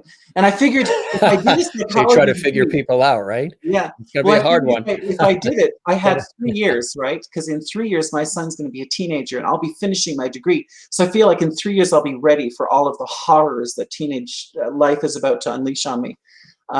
So I'm doing all these developmental psychology courses, and I start again in a week and a half, actually. Yeah, I figured it would prepare me and keep me from going crazy. What have you learned, speaking of all that, what have you learned about yourself during this time of great reflection and pause that we've experienced the last year and 5 months? What has Serafin learned about Serafin? That's a good question. I don't know. I think I've learned to be more patient. That's one thing I really, really wanted to, because when you're with your kid, I keep talking about kids, right? But it does dominate your life, sort of. Especially I'm not all that interesting without a kid. With the kids, you need to learn to become patient, and I am not the most patient person in the world. And during COVID, all the people that were homeschooling and trying to figure out how to work and raise their kids and keep their kids safe and keep their kids entertained and all that kind of stuff, I learned to be way more patient. And I made this decision in November. On November 3rd, I made a decision to never raise my voice again when I talk to my child. And I held it. I've held it so far. Watch me say that now, and I'm going to go upstairs. But been very quiet, considering a kid could be making a lot of noise running around the house. But I gave him a Benadryl slushie. Oh, you knocked him out. I did. You knocked him out. He's knocked out cold.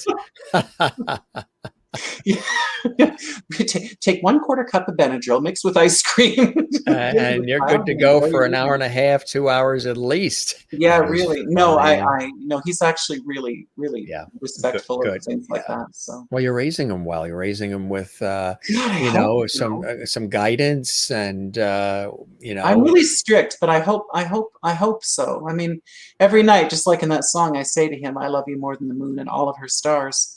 What kid would not want to really? They might not admit it. Perfect. They might not admit that they want to hear that, but deep inside, there's a lot of kids who don't hear that. They don't hear anything. He loves the kid's like an accessory, but for you, you're sharing. When he grows out of loving to hear that, I'll just have to keep saying it and watch him roll his eyes, because I know that time's coming. But with the psychology degree, I've got it prepared, right? But yeah, he's patience is the big thing I've learned, and then it doesn't matter. We're so little. My life is so little, and this planet is this great big huge hunk of stuff, and I'm this teeny tiny little thing on it that exists for a heartbeat, and then I'm gone. And I think less of who I am. I think that I feel less sort of, like a special little beautiful snowflake. I think I feel like, I feel less individual and more sort of part of something. Yeah. That makes sense. The greater collective, the universe, all of us, we all need each other. Right. And we're all cogs in the wheel, and If anything about the pandemic, anything that taught us with these teachable moments is we all need each other, and it's important that we and these moments of kindness, right? Like right. little moments where you smile at somebody. Right. Like, you can't really smile with the masks on, but these little moments where I'm quite tall, so in the grocery store you hand something to something that can't reach, or you can go and buy somebody a cup of coffee for 50 cents and give it to them if they don't have anything, on the street. And there's all these things that I think, we're so little that we can do all these things that make something else happen in somebody's heart, and exactly. And sometimes we don't realize that until somebody comes up and says, what you were doing or what you said inspired me and moved me to now go out and find who they are and share their talent as well. For you, Serafin, what are some of those blessings and joy? Obviously, your son. What are some other blessings and joys that keep you doing all of this work and really experiencing this resilience to want to entertain and inspire others through your art, through your music? Gosh, I don't know if I inspire other people through. I don't know if I have that kind of lofty effect on anyone. You probably do. You're just not aware of it. Yeah. I just have always, I've always thought that if you're on time and you're rehearsed, you can get a job, in anything at all, performance, any kind of work at all. If you're on time and you prepared, then you can do anything. And I think that gives me a degree of satisfaction, just knowing that I'm prepared, that I have my my charts and I know what I'm singing, and I find that kind of stuff really satisfying. To do a good job is very satisfying. It really is. What's on your bucket list? Things you'd like to do, places you'd like to go? New York. I want to see New York. Well, what is on my bucket list? Yeah. I would really like to have. I would really like to be asked to sing places more. Like, I would like to reach the point where people are saying, "Would you come and sing for us at such and such?" And I could say, "Yes, I will." Like it's Carnegie Hall, places like that. Oh, I don't care. It can be a little dump somewhere. I don't care if they give me a couple of cookies and like a club soda. I'm real. You're all set. I'm a jazz singer. We can't be divas because you just don't. It's a whole other. I think that like singing in New York is definitely a bucket list. I want to go back to San Francisco and sing. I want to go to New Orleans, where Kevin Clark, my friend, his band, the Nightcrawlers, won a Grammy Award this year. I want to go there and clutch his Grammy Award, but I want to sing there. I've never sung in New Orleans, and he keeps saying, "Come down, come down." Come on down, right? And I kept putting it off, and then now suddenly can't. So, yeah, I want to do that. I want to go more places and sing for more people.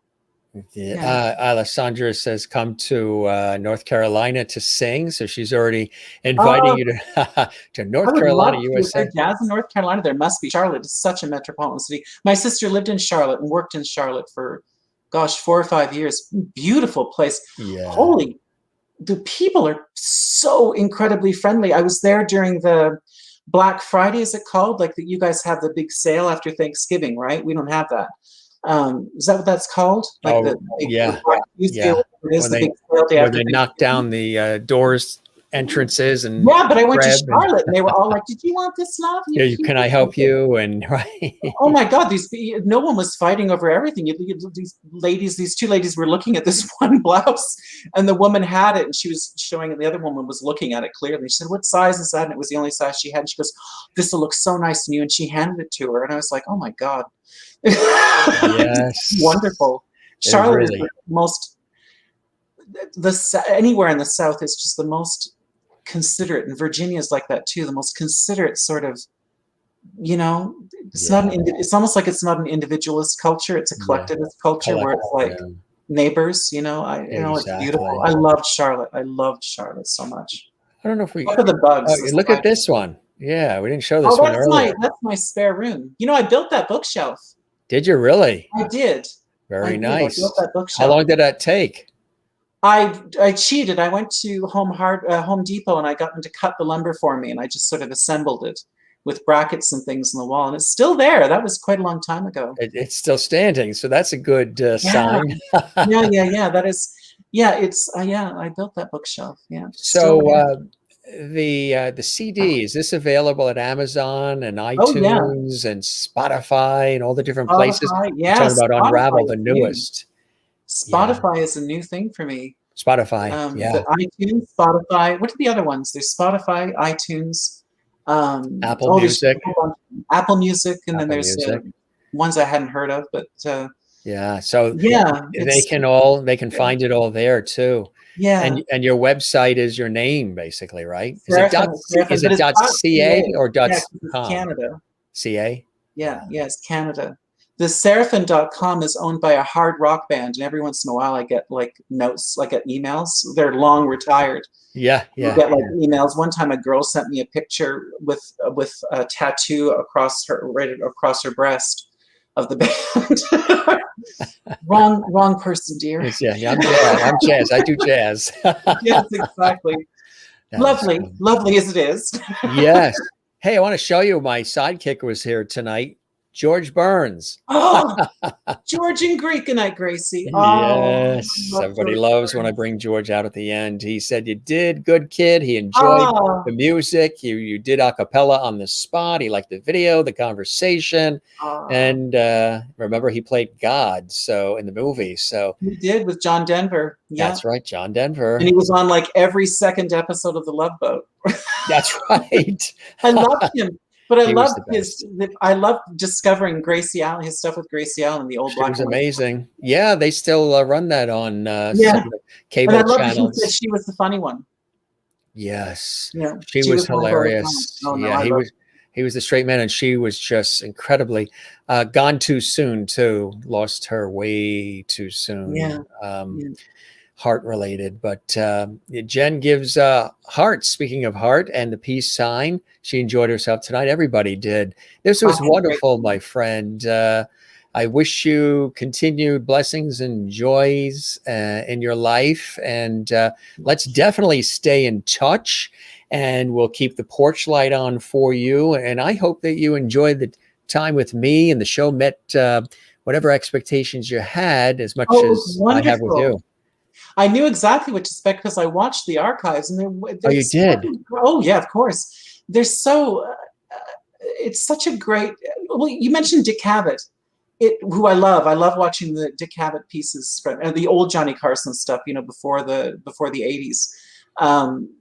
It really reminds me of that, and it's beautiful. We don't have that. We don't have where people just sit and talk for a while and.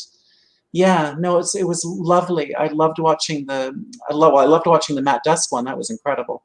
Yeah, that was a lot of fun. I'm thrilled. Thank you so much. It was lovely of you to include me. You've had some very impressive people on, so I'm very, very honored to be included in there. And all the Lovedies watching too, our viewers, the Lovedies, terrific show tonight. Thank you both. From Kathy in Cleveland. Maureen says, this has been great. Wishing you continued success. Oh, thank Serafin you. And Sherry Larson in Kansas says, thank you, Serafin, for sharing your evening and music with us as well. Thanks. And you can find it all online as well. And we'll look for more coming from you, Serafin. Alessandra says, Serafin, when you come to North Carolina, you're welcome to my home for a home cooked meal. She's going to have to add an extension in her house because she's got us coming down for brownies and tater tot casseroles. And that's North Carolina. That was Charlotte. That was North Carolina. Yeah. Now, I want to just let you know how dedicated our audience is. Again, we don't just do like pre-recorded video interviews and throw them on YouTube. We're live and we're interactive, just like the traditional TV shows. And Jen Barry in Allentown, Pennsylvania, is watching as they're camping, and they are in a tent watching the show right now, in a tent. Oh my Lord. That is what you call Lovedy dedication. She's in a tent. That is amazing. To be in a tent on a Friday night, making sure she doesn't miss the Jim Master Show God live. Bless you, Jen. Yeah, that's Jen, lovely. I tell you. She is Zen. She always usually asks the guests. I'm surprised you didn't ask Jen. Usually you ask what their Zen place is. Mine is the ocean, because we're here along the ocean on the East Coast and the Northeast. Hers is the mountains because she loves the mountains of Pennsylvania. How about for you? Do you have a Zen place that you go to? My bedroom. The bedroom is. I have a patchwork quilt that Good was my answer. aunt's. The bedroom, yeah. I have a patchwork quilt that was my aunt's. That she's long gone, and she was very close to me. And I put that over top of me, and I grab a book, and there You're ain't nothing good. better. That's You're my zen place. Yeah. right. Or You're good. here in Quebec, it's very peaceful. We have deer around and raccoons and all sorts Cool. of little things.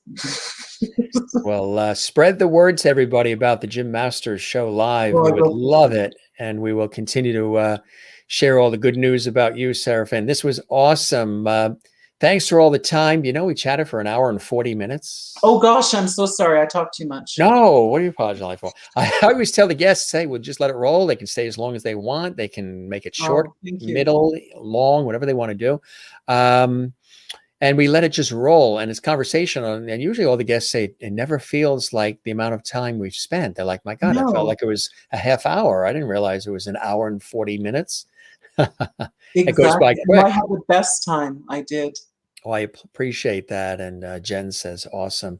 You have a good night, my friend. You take care. You be well. And we will chat again soon, okay? I hope so. Thanks so much again. I'm just thrilled. Thank you so much. Oh, you are very welcome. Thanks for opening up. And everybody, have a lovely, you lovely people. Yes, everybody just stay together and hang tough and share and spread the levity, right? Yeah. Can never have enough. Can never have enough of that, my friend. Be well. Stay safe. Have a good night. Take care in Quebec. I will. Thank you so much. Bye-bye now. Serafin is amazing, right? And this might be the first time you've learned about Serafin LaRiviere. And we're so excited that he was able to stop by. JMS Live. Again, the new album is on Ravel, Spotify, iTunes, Amazon, Apple. I mean, you can get it everywhere, and really, really cool. This is the back of the actual album, the CD back cover, and really, really cool. We were very excited to have Serafin on the show. I mean, it's amazing. It's almost been like Canada Week with Matt Dusk. If you missed that episode, Matt Dusk was just about 2 nights ago, and Serafin tonight, and so many others, and wonderful singer and songwriter, and proud of Canada, and loves coming to the United States as well. And you never know, you might see Serafin at a venue near you when it's possible around the world, Australia and Asia and Africa and other parts of, throughout Europe.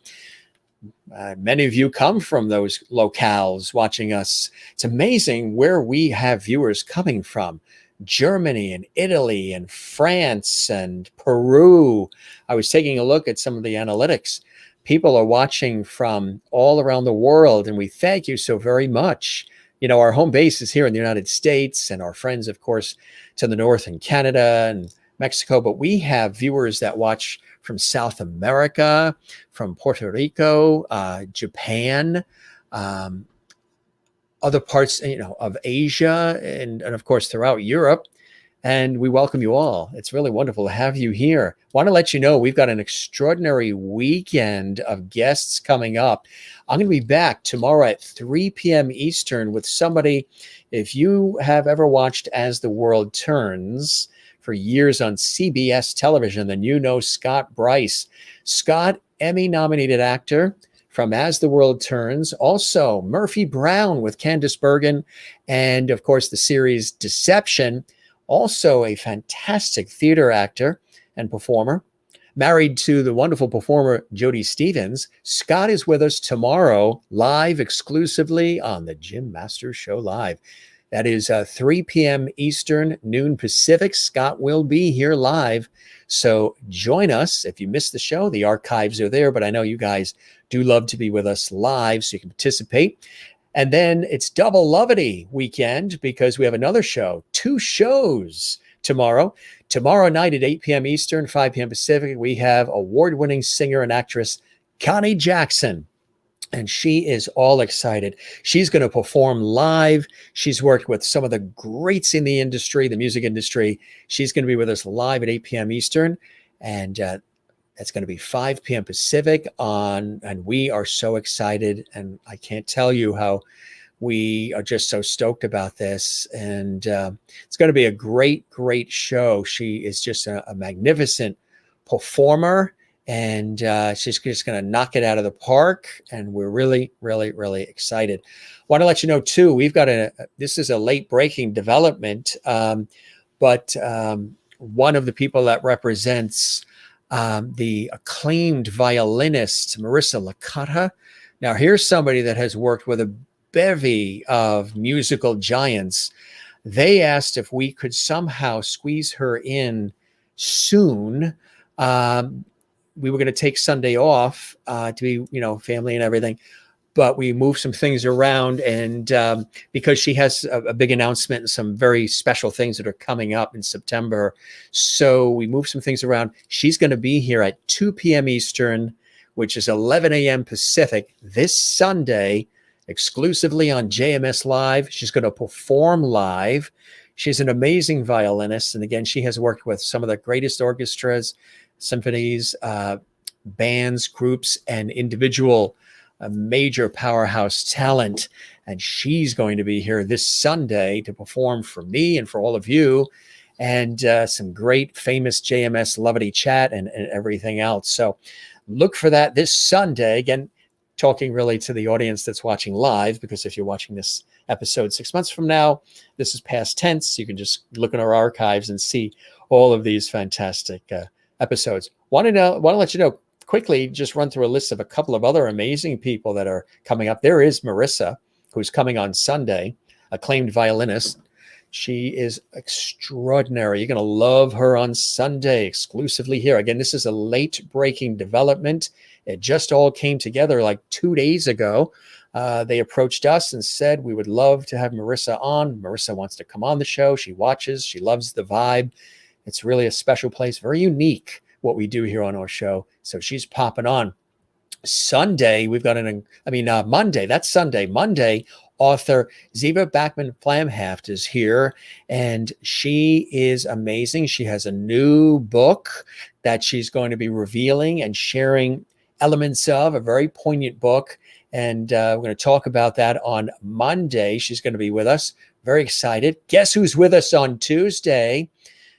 Dear friend of mine. This came together very quickly as well. Now, it's a special time, 4 p.m. Eastern, 1 p.m. Pacific. The one and only Deana Martin is with us. Singer and actress, daughter of Hollywood legend Dean Martin, with us this Tuesday at 4 p.m. Eastern, 1 p.m. Pacific. So mark it down, folks. It's a special time, 4 p.m. Eastern, 1 p.m. Pacific. She is going to be with us, and we can't wait. Next week, also, 60 years in Hollywood film director, legendary screenwriter and producer, Bruce Reisman is here. We're all excited. He's all excited. He's worked on so many movies, so many television shows. He wrote a script for Voyage to the Bottom of the Sea when he was 13 years old. He submitted it, and they used it when he was 13. He's been in the business 60 years. We have a lot of laughs with him. It's going to be an amazing show next week. Looking forward to that.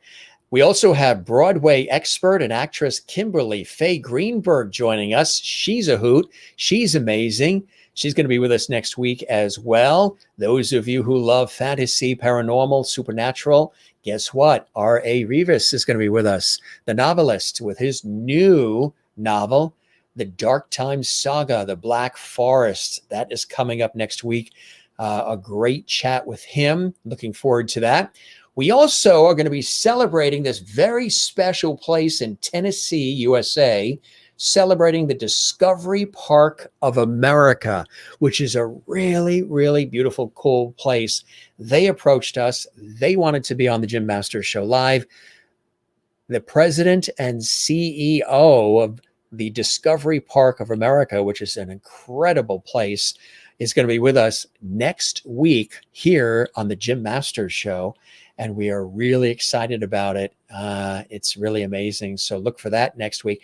As I mentioned, our show is variety. It's not the same category. It's just like the talk shows, just like the variety shows. We do food, we do sports, we do comedy, we do entertainment, we do host, viewer, talk back. We take you on location. We don't just do the same genre, the same category of life. Sometimes we have an inspirational person on, an author, somebody from science, nature, health, Broadway, Hollywood, comedy, sports, whatever it is, food, and psychics. I mean, a little something for everybody right here on JMS Live. So what you could do, a lot of you say, well, what can we do? We want to spread the word.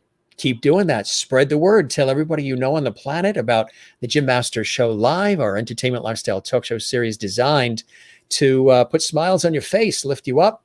And since we're live, anything can happen. Our YouTube channel is the one you're watching right now, Jim Masters TV, a channel dedicated to entertaining, informing, educating, and inspiring. Give it a nice thumbs up and some lovely. Subscribe to that YouTube channel.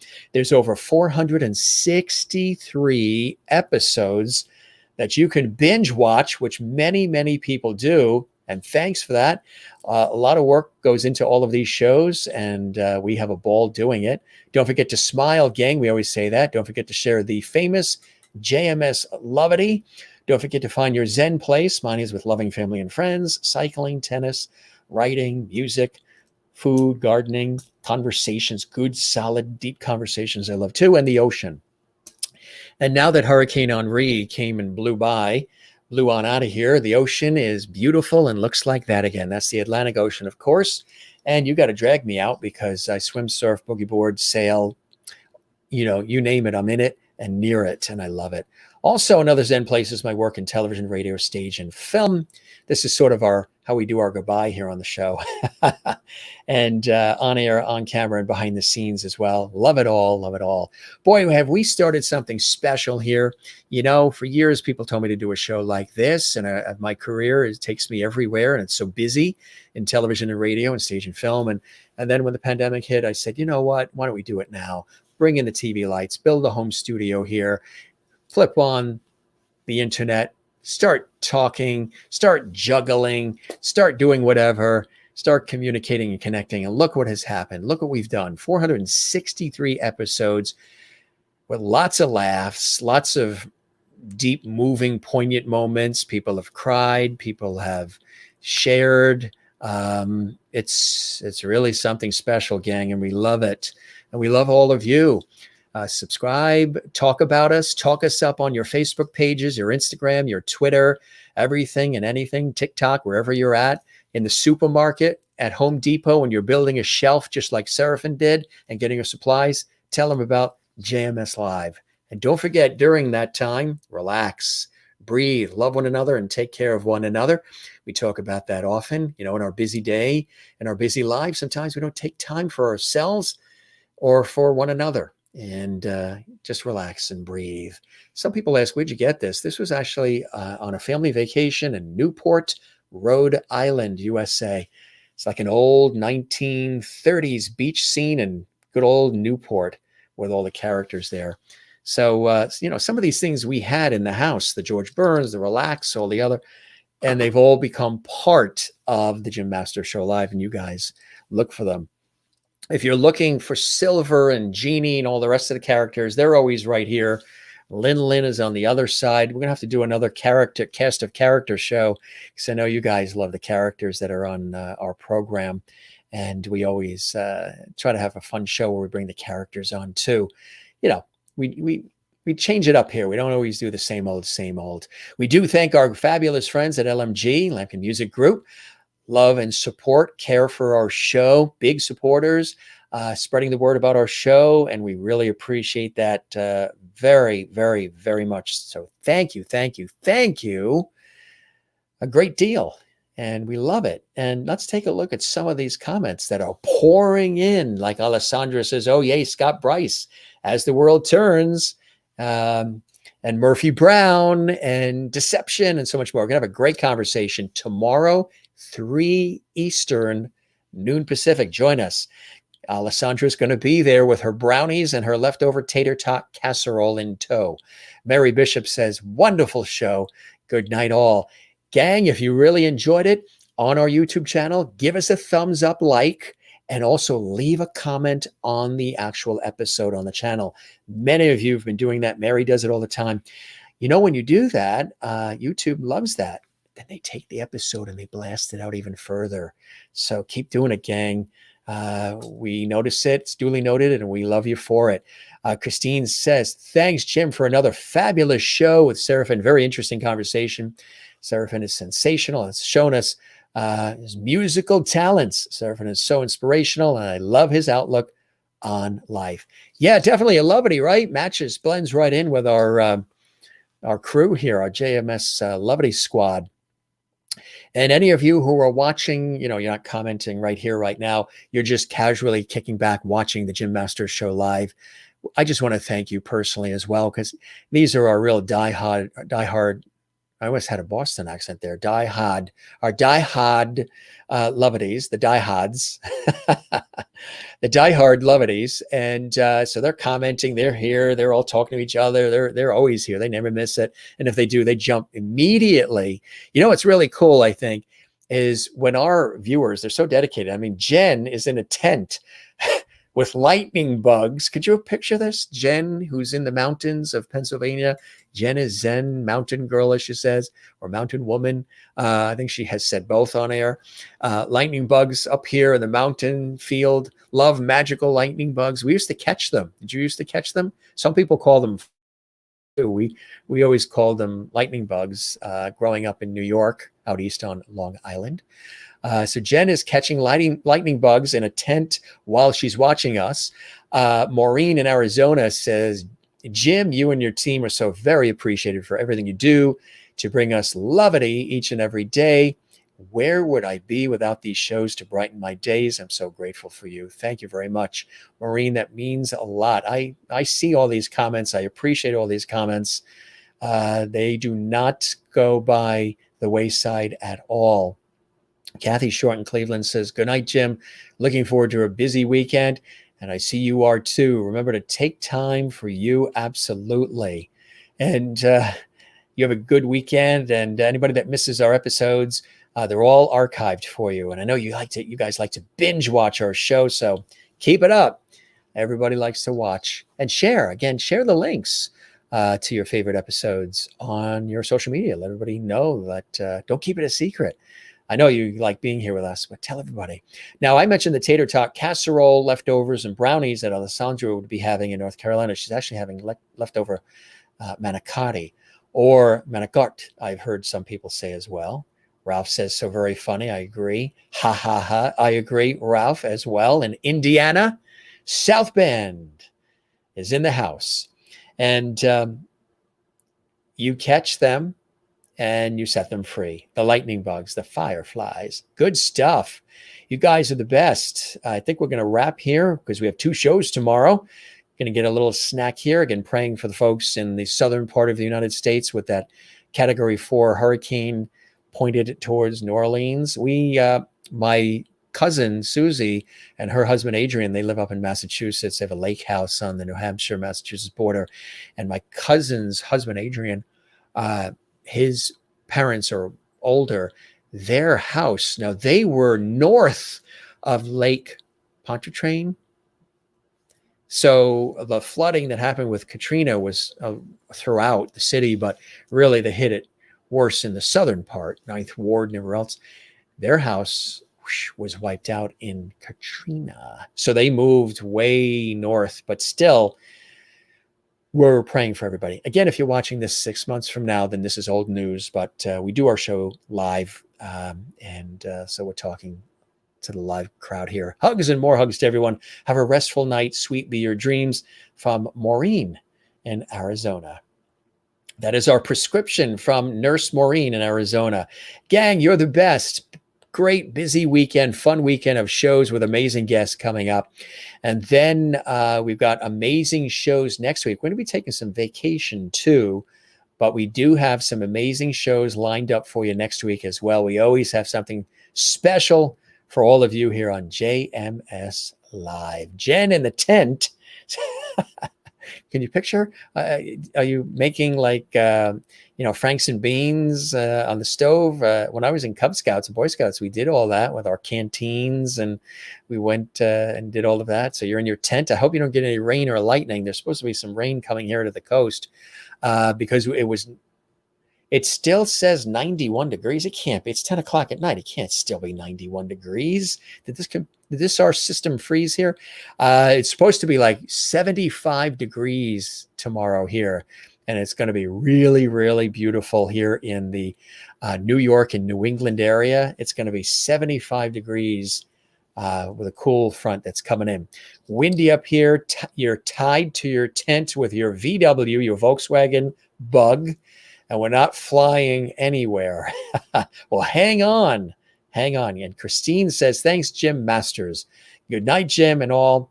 Till next time, lovely hugs. You got it. In North Carolina, and also from North Carolina, Alessandra says, good night, darlings, with that Irish and Southern accent. And Jen is having hamburgers, hot dogs, and soda. That sounds good. That sounds like a birthday party. Gang, we love you all. Take care.